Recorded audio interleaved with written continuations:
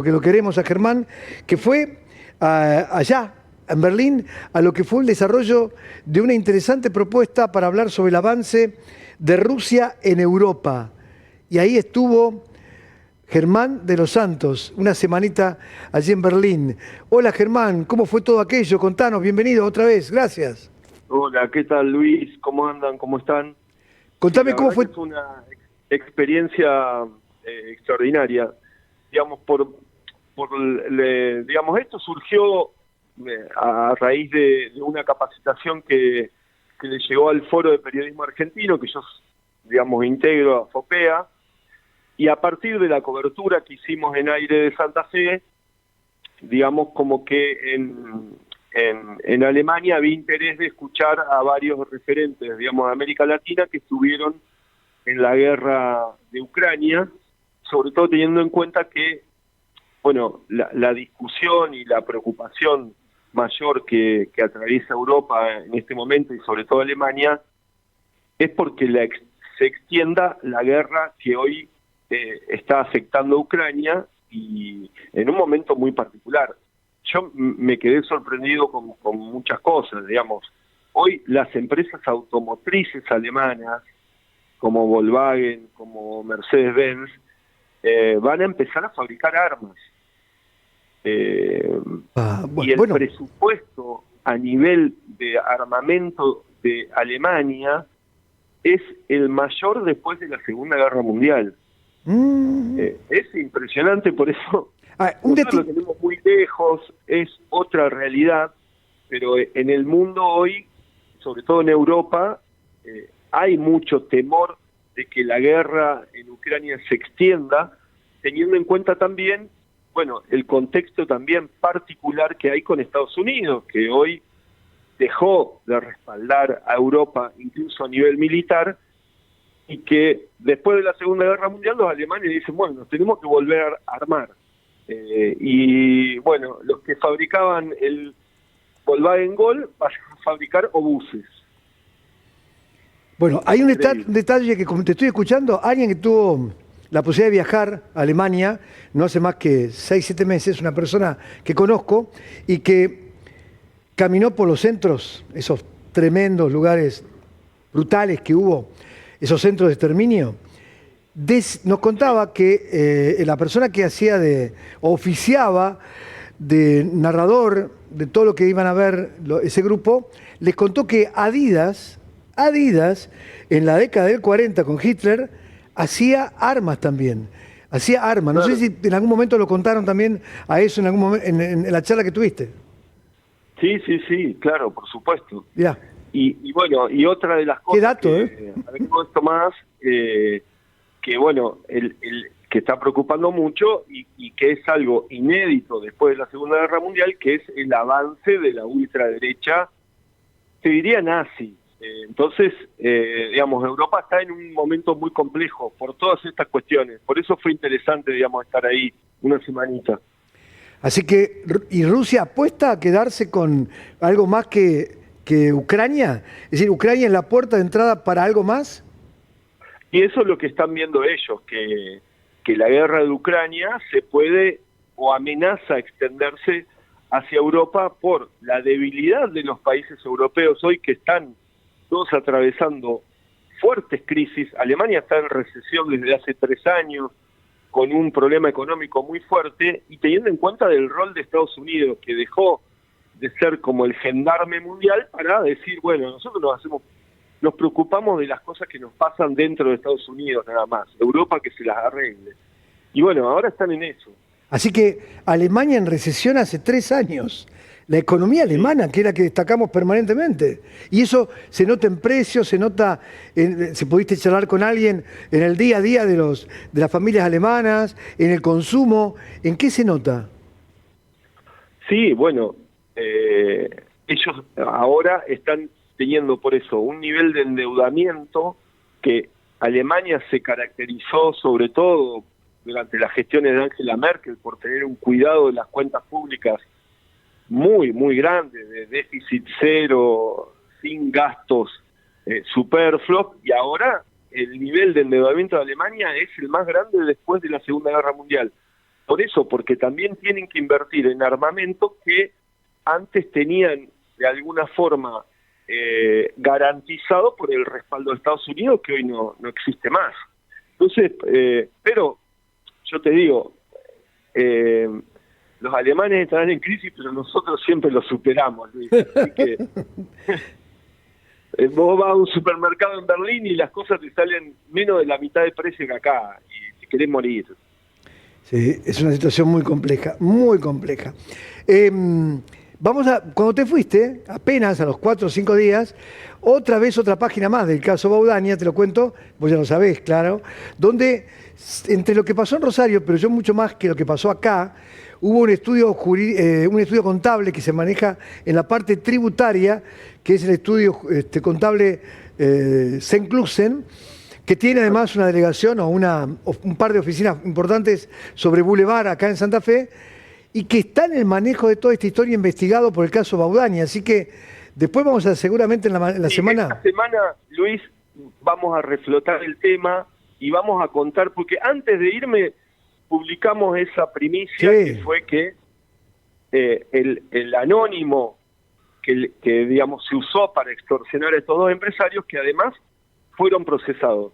Pero te anticipo algo que va a ser una bomba, que es que este empresario que fue extorsionado, que se llama Claudio Iglesias, es el segundo arrepentido en la causa.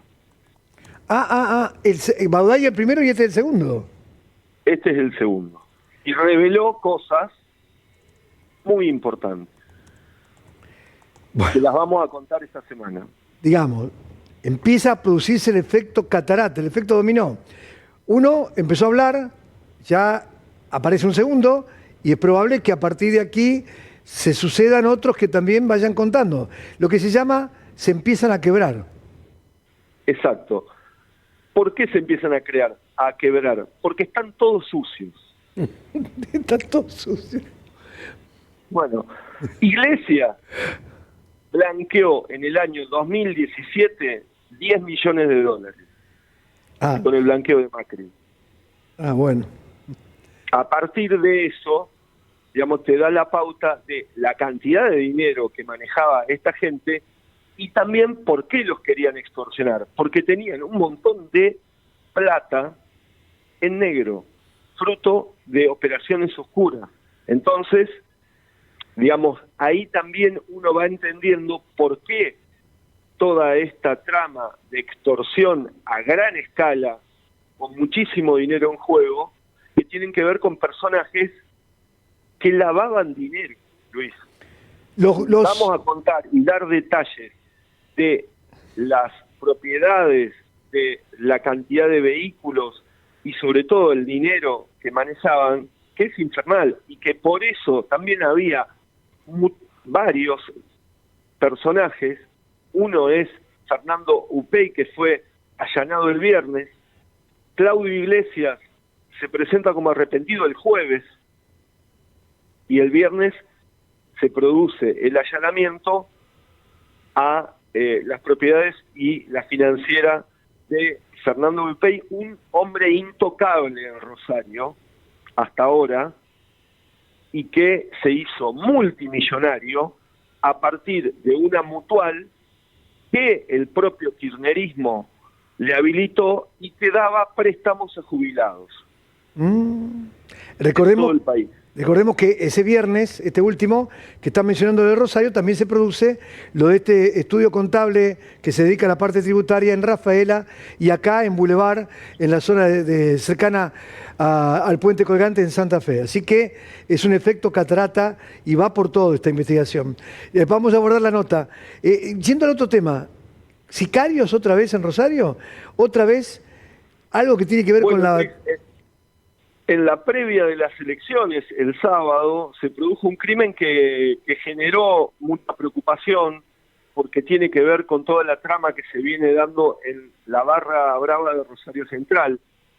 El sábado fue asesinado en la puerta de su casa, en el barrio La Bajada, que es donde se lo conoce este barrio porque ahí nació Lionel Messi, que es esta persona, Juan Domingo Ferreira, que dos sicarios en moto pasan, lo asesinan, lo hieren de 3 disparos y muere casi en el acto, en la vereda, en la puerta de su casa.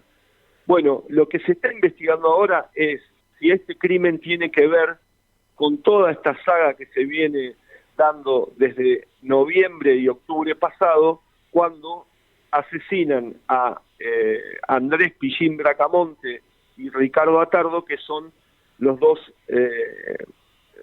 capos de la barra brava de Rosario Central, que fueron acribillados a pocas cuadras del estadio, y que todavía no se sabe quiénes son los autores intelectuales de este crimen. Hay, por ahora, varias personas detenidas, pero que tuvieron un rol más de la logística de este crimen. Pero bueno, ahora el fiscal Luis Echapapietra es el que está investigando si el asesinato de Juan Domingo Ferreira, conocido como Chicha, un histórico de la barra brava de Central, un hombre muy cercano a Bracamonte en su momento, tiene que ver con toda esta trama.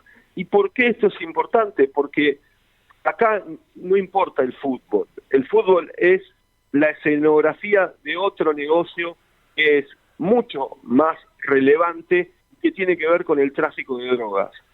Porque desde hace meses nosotros venimos contando que acá hay una puja que tiene que ver por el control del narcotráfico, y que ahí está un personaje muy relevante desde hace meses, que se llama Lisandro Contreras, que fue detenido en diciembre del año pasado en un country, el country San Sebastián, en Pilar, provincia de Buenos Aires, y que tiene que ver con todo este reacomodamiento del universo narco de Rosario, que no tiene los niveles de violencia que arrastraba desde hace más de 10 años, pero que cada tanto se producen este tipo de crímenes que tienen que ver con ese negocio, y sobre todo los reacomodamientos que hay en un universo criminal que está en permanente cambio, después de que los principales actores de este negocio millonario, como los Monos, Esteban Alvarado, están cada vez más complicados en reclusión y en aislamiento en la cárcel. Es como nosotros hemos escrito en varias notas en Aire de Santa Fe, que se da como una especie de efecto hidra, que, digamos, donde se corta una de las cabezas aparece otra. Y eso es lo que los fiscales y gente de la propia inteligencia criminal de la nación están viendo que hoy está sucediendo en Rosario. Aparecen nuevos actores y un fenómeno que está en permanente cambio y que muchas veces se expresa a través de la muerte, como en este caso de Juan Domingo Ferreira. Estamos en vivo, estamos recorriendo la nota, es muy interesante.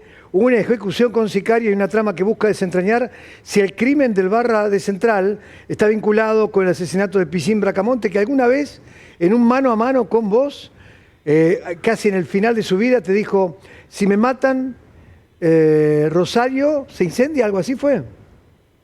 Claro, y él como que dio pistas también de quiénes lo estaban buscando para matarlo. 10 días después de esa charla lo asesinan a Bracamonte, y hasta ahora los detenidos son la gente que él había mencionado, que es esta banda de Lisandro Contreras, en una alianza con el grupo criminal que se llama Los Menores del barrio 7 de septiembre, son los que por ahora están apuntados detrás de todo este recrudecimiento de la violencia a partir de los asesinatos de los barras de Central. Para esta semana entonces otro capítulo del tema Baudaña, esta persona que manejó la FIP Oyarca acá en Santa Fe, a toda la región, y después a Rosario, después las dos, y el entramado que va cayendo en distintas ciudades. Ya le tocó en algún momento a Rafaela y a Esperanza y a otras localidades como Humberto Primo, y lo mismo pasó acá en Santa Fe y mucho más todavía en Rosario. Chau, un abrazo, Germán. Un abrazo, Luis. Estamos de regreso en un instante.